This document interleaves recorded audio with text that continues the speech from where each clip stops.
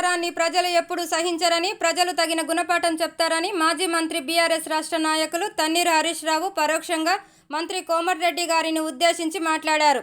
యాదాద్రి భువనగిరి జిల్లా భువనగిరి నియోజకవర్గ స్థాయి బీఆర్ఎస్ పార్టీ విస్తృత స్థాయి సమావేశానికి మాజీ మంత్రులు హరీష్ రావు, జగదీశ్వర్ రెడ్డిలు ముఖ్య అతిథులుగా హాజరై ప్రసంగించారు. జెడ్పీ చైర్మన్ సందీప్ రెడ్డి రైతు బంధు గురించి అడిగితే అహంకారంతో మంత్రి కోమటిరెడ్డి వెంకటరెడ్డి వ్యవహరించిన తీరు సరైంది కాదని అన్నారు. కృష్ణా బేసిన్లోని ఉమ్మడి ప్రాజెక్టులను కేఆర్ఎంపీకి అప్పగించడం దారుణమని హరీష్ రావు అన్నారు. సభలో మాజీ మంత్రి సూర్యాపేట ఎమ్మెల్యే గుంతకండ్ల జగదీశ్వర్ రెడ్డి మాట్లాడుతూ రైతులపై మంత్రి కోమటిరెడ్డి చేసిన వ్యాఖ్యలను తప్పుపట్టారు.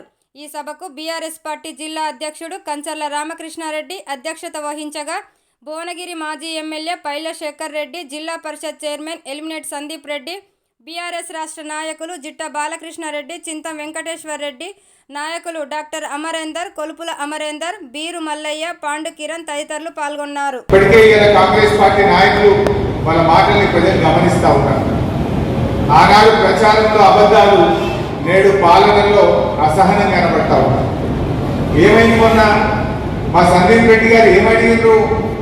రైతు బంధు ఇంకా పడలేదు, నాట్లు అయిపోయినాయి, ఎరువు బస్తాలకు కూడా డబ్బులు అందే పరిస్థితి లేదు, ఇంకా రైతు బంధు ఎప్పుడు ఇస్తారు అని జడ్పీ చైర్మన్ గా సందీప్ రెడ్డి గారు ఒక బాధ్యతాయుతమైన పదవిలో ఉండి అడిగినాడు. ఆయన ఏం మాట్లాడాడు? ఇవాళ ఆయన మాటలు ఎవరైనా హర్షిస్తారా? పోలీసులను పెట్టి సందీప్ రెడ్డి గారిని పంపించాల్సిన పరిస్థితి. అంటే అహంకారం, అధికారం ఉందనేటువంటి అహంకారం మనలో కనబడతా ఉంది. ఏం మాట్లాడితే వెంకటరెడ్డి గారు బీఆర్ఎస్ పార్టీ 39 ముక్కలు అయితే రైతు బంధు అడిగిన చెప్పుతో కొట్టమంటాడు. రైతు బంధు ఎప్పుడు వేస్తారని నా సందీప్ రెడ్డి గారిని జెడ్పీ చైర్మన్ అని కూడా చూడకుండా పోలీసులను పెట్టి బయటకు పంపించే ప్రయత్నం చేస్తాడు. అంటే అహంకారం కనబడతా ఉంది. ఈ అహంకారాన్ని ప్రజలు ఎప్పుడు కూడా సహించారు. తప్పకుండా ప్రజలు వారికి తగిన గుణపాఠం చెప్తారు.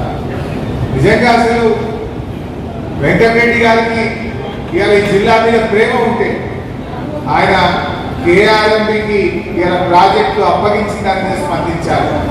ఇవాళ ఏమైంది? ప్రాజెక్టులన్నీ కూడా కేఆర్ఎంపీకి అప్పచెప్తే ఏమైంది?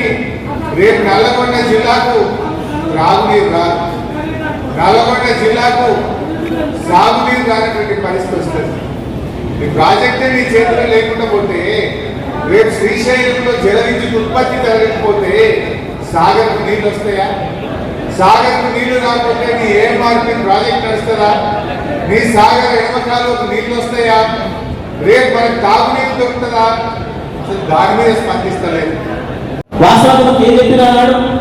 ఇప్పుడు సందీప్ అడిగినట్టుగా, హరీష్ రావు అడిగినట్టు, కేటీఆర్ అడిగినట్టు మీరు 9వ తారీఖు నాడు చేసినట్టు మీరే చెప్పారు. ఇంకా రాలేని ప్రజలు అడుగుతున్నారు, రైతులు అడుగుతున్నారు అనే మాట నేను అడగలేదు. పార్టీగా మేము విమర్శ చేయలేదు. ఎవరు కూడా కేటీఆర్ గారు కానీ, హరీష్ రావు గారు కానీ, నేను కానీ మేము ఎవరో విమర్శ చేయలేదు. కేసీఆర్ గారు మాకు మాట చెప్పారు తెల్లవారు విషయం.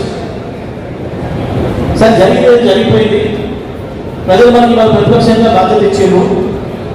ఒక రాజకీయ పార్టీగా ఉండడం అనేది బాధ్యత. వారు అవకాశం ఇచ్చి మెజారిటీ ఇస్తే అధికార పక్షంగా పనిచేస్తాం, అభివృద్ధి చేస్తాం, సంక్షేమం చేస్తాం.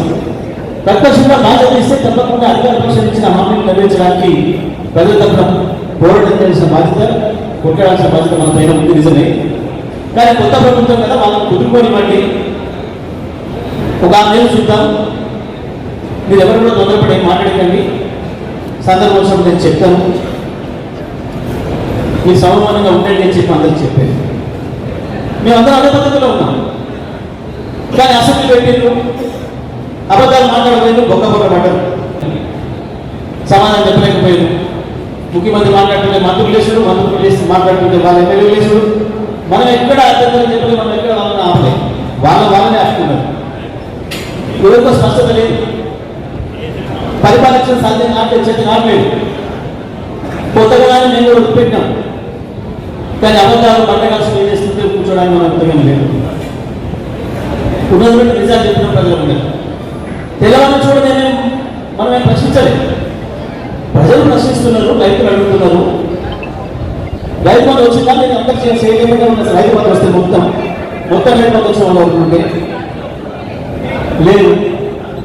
ఇదే మాట అనుకుంటున్నారు. రైతు ఏదన్నా సెల్లో ఏదైనా సపోర్ట్ వస్తే అదే రైతు బంధు అవసరం చూసుకుంటున్నాడు. రైతు బంధు కాదు ఏదో వ్యాపార పట్టణం వస్తుంది, అదే రైతు బంధు కాదు కానీ రైతు బంధు రాలేదు ఎక్కువ వస్తుంది అన్నారు. రైతు బంధు రాలేదు అంటే నేను అడిగితే అందరూ చెప్తామండి. ఇదే పద్ధతి. ఎంతమంది చెప్తామంటారు? 50 లక్షల మంది రైతున్నారు, అందరూ చెప్తామంటాడా? దీనికి ఇచ్చిన కాంగ్రెస్ వెళ్తారు. నోటుకు వస్తే పూజలు నేను చెప్పిన నేను 10 ఏళ్ళ అధికారంలో ఉన్నప్పుడు రాసున్న అక్షరం కూడా తప్పు మాట్లాడలేదు. ఉద్యమకారుడు కాబట్టి నేను ఎక్కడ ఆలోచనగా ఈ జిల్లాలో పెద్ద మనుషులకు మాట్లాడలేదు.